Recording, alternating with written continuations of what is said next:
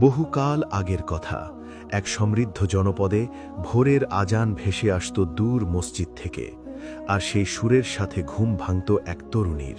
নাম তার ফাতেমা। তার দিন শুরু হতো ফজরের নামাজের মধ্য দিয়ে। সে ছিল তার বাবা মায়ের একমাত্র আদরের সন্তান। তার বাবা ছিলেন একজন জ্ঞানী আলেম, যিনি নিজের জ্ঞান ও প্রজ্ঞা দিয়ে ফাতেমাকে এমনভাবে গড়ে তুলেছিলেন যেন সে হয় দিনের এক উজ্জ্বল নক্ষত্র। ফাতেমার জগৎ ছিল তার ঘর আর তার বাবার বিশাল গ্রন্থাগার। সেখানে সারি সারি বইয়ের মাঝে সে খুঁজে পেত তার প্রশান্তি। সে শুধু জ্ঞান অর্জন করত না, বরং সেই জ্ঞান অনুযায়ী নিজের জীবনে ধারণ করার চেষ্টা করত।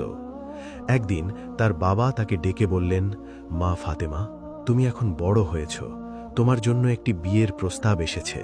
একজন সৎ ও ধার্মিক যুবক, সে দূরের এক জনপদে ব্যবসা করে, কিন্তু তার ঈমান ও আমল অত্যন্ত প্রশংসনীয়। বাবার কথা শুনে ফাতেমার হৃদয়ে এক অজানা ভয় কাজ করতে লাগল। সে তার বাবাকে গভীরভাবে শ্রদ্ধা করত এবং জানত তার বাবা তার জন্য যা কিছুই করবেন তাতেই তার কল্যাণ থাকবে।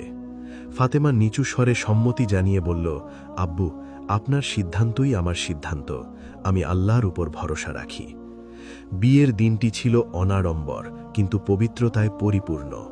ফাতেমা তার স্বামীর হাত ধরে এক নতুন জীবনের পথে পা বাড়াল। তার স্বামী আহমদ ছিল সত্যিই এক অসাধারণ মানুষ।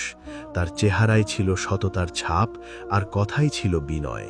ফাতেমা প্রথম দেখাতেই তার প্রতি এক গভীর শ্রদ্ধা অনুভব করল। কিন্তু নতুন জীবন কখনোই ফুলের বিছানা হয় না। বিয়ের কিছুদিন পরই ফাতেমা বুঝতে পারল তার শ্বশুরবাড়ির পরিবেশ তার বেড়ে ওঠার পরিবেশের মতো নয়। তার শাশুড়ি ছিলেন একজন মেজাজি মহিলা, যার কাছে দুনিয়াবি জৌলুস ও মানুষের প্রশংসাই ছিল সবকিছু। ফাতেমার সাদাসিধে জীবনযাপন ও কঠোর পর্দা প্রথা তিনি মেনে নিতে পারছিলেন না। প্রায়ই তাকে কটু কথা শুনতে হতো।